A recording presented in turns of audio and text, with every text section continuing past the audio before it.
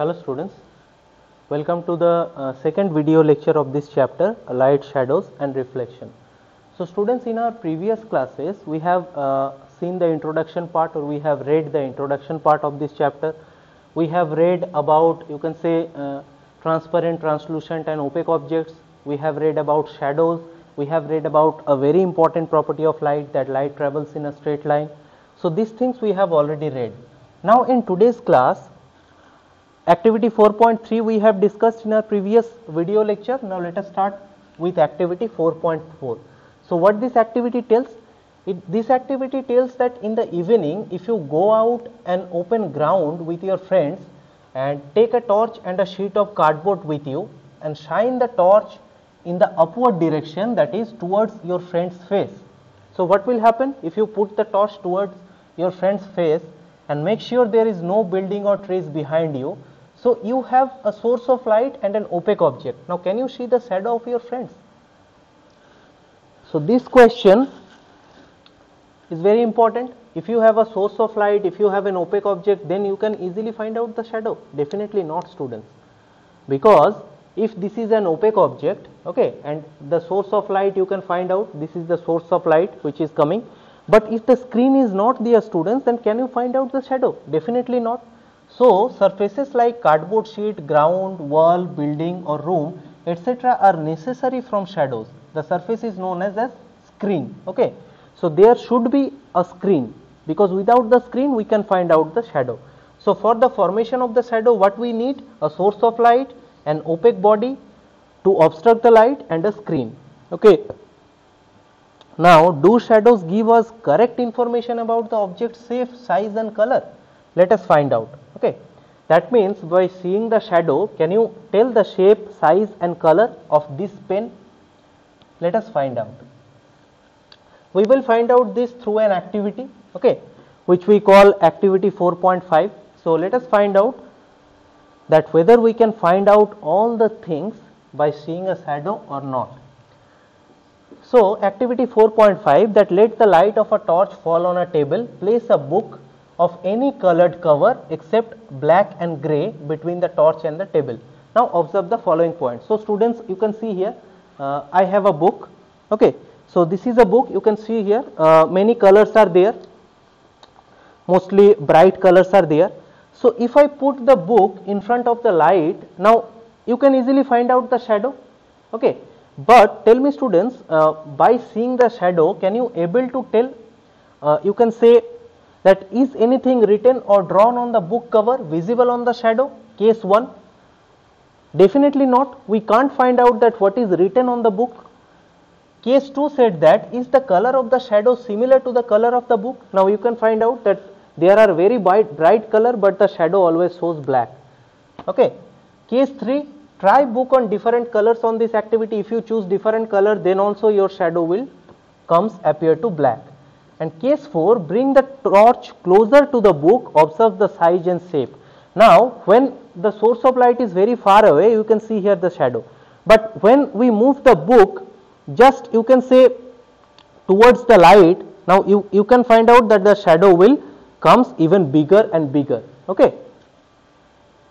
Okay, so these are the 4 things. Now you will observe that in case 1 we can't see the title or drawing of the book. Definitely I have shown you. In case 2 and 3, color and shadow remains black, even for colored book also.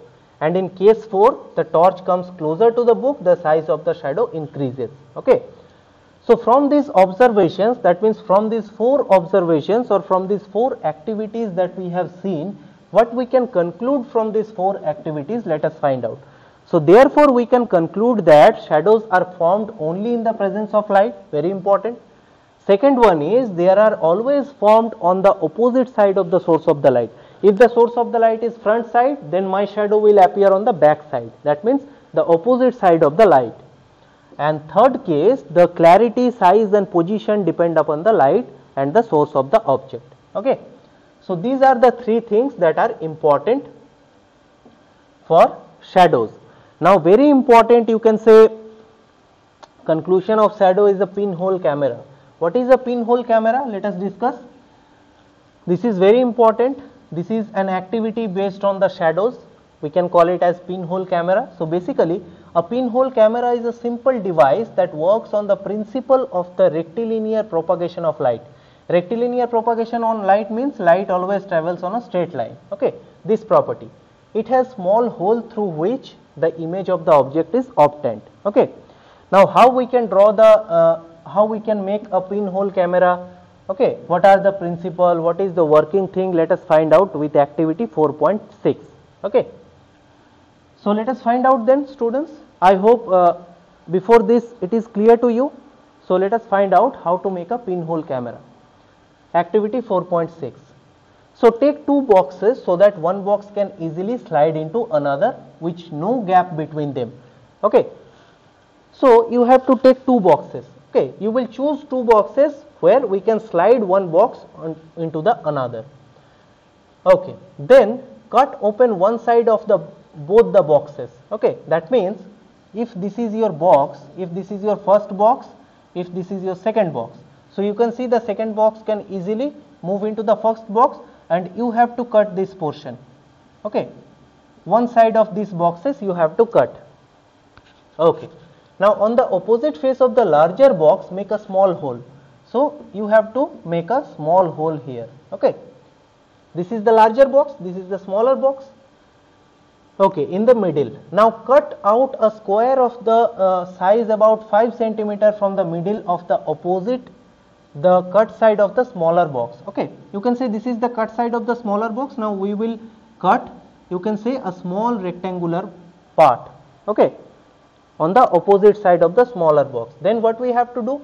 Cover the square with tracing paper. So we have to put a tracing paper here. Okay, that acts as a screen. Now slide the smaller box inside the larger box with the hole, and in such a way that it slides with the transparency of the paper is opposite side of the hole.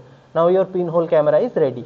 So what we have to do? We have to put the smaller box into the larger box, and your pinhole camera will ready. Now holding the pinhole camera, look through the open face of the smaller box. Put a black color cover on your head and the pinhole camera. Okay, so when we are looking through this pinhole camera, so if we put a black color paper just inside sides of our eyes, then what will happen? The light from the side will not come and we will get a clear image.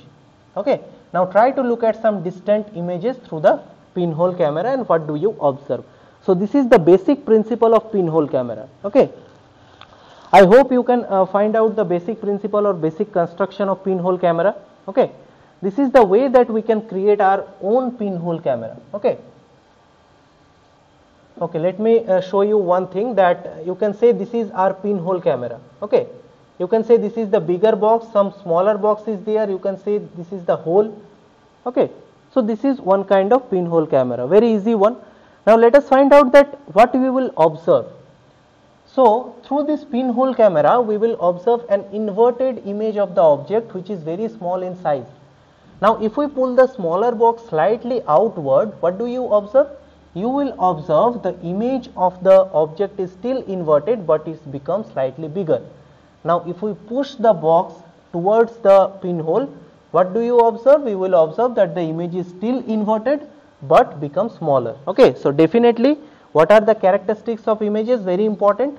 The characteristics of image formed by a pinhole camera are: they are inverted, they are real image, that means can be obtained on a screen, and the size of the image can be smaller, larger, or equal to the size of the object. Okay, same thing, if I put my hand here, you will find a shadow. If I go to the light, then my shadow will increase. So same thing will happen in the case of pinhole camera also. Okay, so these are the, you can say, principles and workings of pinhole camera. Okay, so and the details of the object such as color and size are clear in the image. Okay, so you will find out the color and size. Now why we made our pinhole camera? Because we can easily find out the solar eclipse through this pinhole camera. So how to see a solar eclipse? Through this pinhole camera. Now many of you have seen solar eclipse, students. So in this solar eclipse what will happen? That in between sun and earth moon will come. Okay, so that's why we can't be able to see the sun, and that thing we call it as solar eclipse. I hope in geography you have already read this. So we need a slightly different setup of pinhole camera to see a solar eclipse. Okay, fix your pinhole camera on a direction of the sun and cover it with a black cloth. Okay, so we have to, if this is the sun, then we have to put our pinhole camera here. Okay, and we have to cover it with a black cloth. Now lift the black cloth from the side screen to get the image of the sun. Now do you see a small circular image of the sun on the screen? Definitely you will, if you do this activity, you will get this kind of image. Watch these pinhole images of the sun when an eclipse starts. Adjust your pinhole camera and screen to obtain a clear image before the eclipse is to occur. Now you will notice, students, that the circular image of the sun becomes crescent, okay, less bright, and then disappears. It again reappears and gradually grows in size and turns into bright circular spot. Okay, so the you can say smaller box is there, so you, by adjusting the smaller box, you can find out a brighter image of the solar eclipse. Okay, so by you can say using your pinhole camera, you can easily find out this kind of solar eclipse. Okay, now students, there are this type of pinhole camera, by using two boxes we can easily make, but there are some natural pinhole camera are there in our surroundings. Okay, so let us discuss about natural pinhole camera. You must have seen some small patches of sunlight under a tree covered with large number of leaves. You can see that this is the shadow of a tree, and you can find out that the light rays will come. You can say through the, you can say, leaves, light rays will come, many light rays will come, you can see here. So these circular images are pinhole images of the sun. So these are nothing but the pinhole images of the sun. The gaps between the leaves acts as a pinhole camera. Okay, so when the sunlight passes through these pinholes, each pinhole forms images of the sun. So students, this is very important. This is our natural pinhole camera. Okay, okay, now, so this thing is clear, I hope. So next thing is there difference between shadows and image formed by a pinhole camera. Okay, now we have studied both a shadow and an image formed by a pinhole camera. So let us learn some differences, okay, of the two. You can say differences between shadows and pinhole camera images. Okay, so shadow means it is always black regardless of the color of the object. Obviously it is black, but in the pinhole camera it shows the color as well as the details of the object. In the shadows are not inverted, but the image formed by pinhole camera is always inverted. Okay, third point says shadows can be smaller, bigger than the object, but image in the pinhole camera is always smaller than the object. Okay, now in the case of shadow, it is formed due to the blocking of light of an opaque object, definitely, but in the pinhole camera it is formed due to the reflection from an opaque object or smooth or shiny surface. Okay, so these are few differences between shadows and pinhole camera. You can easily find out this. Okay, now let us discuss the last portion of the chapter, that mirror and reflection. Okay, very important though. Now every day while getting ready for your school, you look in the mirror and see your face in your reflection in the mirror. Now have you ever wondered why can't you see your reflection in wood, wall, etc.? Let us find out. So there is another activity. So what you have to do in this activity, you have to collect some various surfaces like table, top, mirror, glass, wall, TV. Okay, so basically the things that you can find your surroundings, and see if you can get an image of yourself. Just put this thing in front of you and just find out whether you can get any images or not. Just have a look. A table is there. So tabletop, you will find no images, so it is written no. Okay, so the surface is rough surface. In the mirror you will find your images, so it is a smooth surface. Okay, so like this you will fill the table. What will happen in the case of glass, in the case of book? Okay, so I hope this is a very easy activity. You can easily find out this activity by your own. So find out this activity and fill the table. Okay, so you can say from this activity we can conclude that reflection of light can be clearly seen on smooth and polished surface. Okay, so this is very important thing, that reflection will only occur through smooth and polished surface. Okay, now one more activity is there, activity 4.8, that carry out this activity with your friends at night on a dark room and ask your friend to hold the mirror in his or her hand. Now allow the beam of torchlight to fall on the mirror by your friend and observe what happened to the light beam after it strikes a plane mirror. So you will take a plane mirror, your friend will stand there and he will put a torch, and when the torchlight will fall on the plane mirror, then what will happen?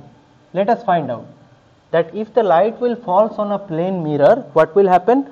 So this activity shows that the plane mirror changes the direction of light that falls on reflects the light. So you can see here one type of mirror is there. So you can see, you can find out the reflection of my light will fall through my watch, and you can find out, see, this is the reflection. Okay, this is the reflection, you can see here. So same thing happens in the case of plane mirror. So this activity shows that the mirror changes the direction of light that falls on reflection of the different direction. Okay, so students, with this we have completed the chapter. I hope you like the session. Okay, so what you have to do, students, now you have to go through the chapter. Okay, just try to find out the concept, watch the videos again and again, and try to find out the exercise questions. So that's all for today's video lecture, students. In the next video lecture we will start a new chapter. Okay, thank you all.